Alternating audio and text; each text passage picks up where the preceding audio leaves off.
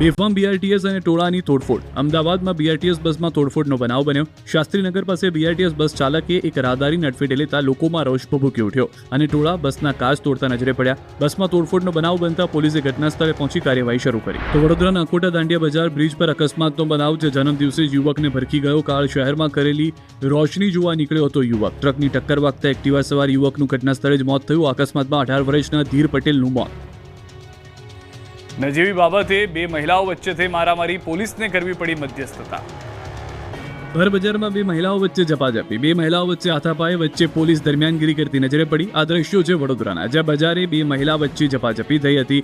Laheripura gate પાસે જાહેરમાં મહિલાઓએ મારામારી કરી. મહિલાઓ વચ્ચેની મારામારી થતા લોકોના ટોળા પણ ઉમટી પડ્યા. તો કેટલાક વિડીયો બનાવીને વાયરલ પણ કર્યા. બે મહિલાઓ પૈકી એક મહિલા પોલીસકર્મી હોવાની ચર્ચા છે. જોકે થોડી વાર બાદ મહિલા પોલીસ સ્થળ પર પહોંચી હતી. બંનેને છૂટા પાડવાનો પ્રયાસ કર્યો, પરંતુ મામલો મારામારી સુધી પહોંચી ગયો. આખરે મહિલા પોલીસે મધ્યસ્થી કરીને મામલો થાળે પાડ્યો.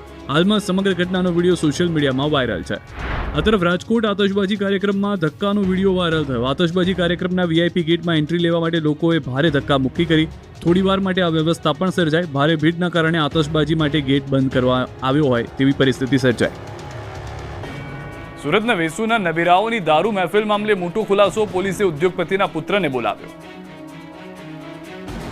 સુરતના વેસુમાં નબીરાની દારૂ પાર્ટી મામલે ઉદ્યોગપતિ સમીર શાહના પુત્ર જૈનમ શાહને પોલીસને નોટિસ પાઠવી. ભારે વિવાદ બાદ અલથાણ પોલીસે મોડે ફરી જવાબ ભરવા બોલાવ્યો. જો કે અગાઉ તેને માફીનામું લખીને જવા દેવાયો હતો. જૈનમ શાહે પીએસઆઈ સાથે ઝપાઝપીને હુમલાનો પ્રયાસ કર્યો હતો. અગાઉ સુરત પોલીસે હાઈ પ્રોફાઇલ દારૂની મહેફિલ પર દરોડા પાડ્યા.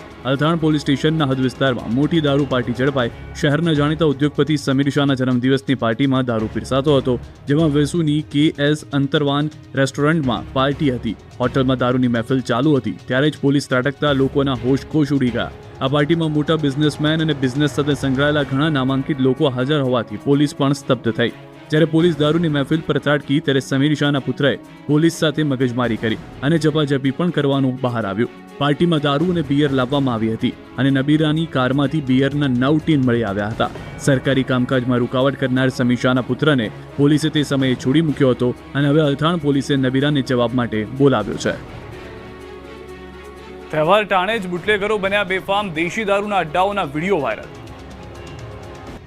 ગુજરાતમાં દારૂબંધીના ધજાગરા ઉડાડતો વિડીયો. દારૂબંધીના દાવા પોકળ સાબિત થયા. તહેવાર ટાણે બુટલેગર બેફામ બન્યા. વડોદરામાં ખુલ્લેઆમ દેશી દારૂનું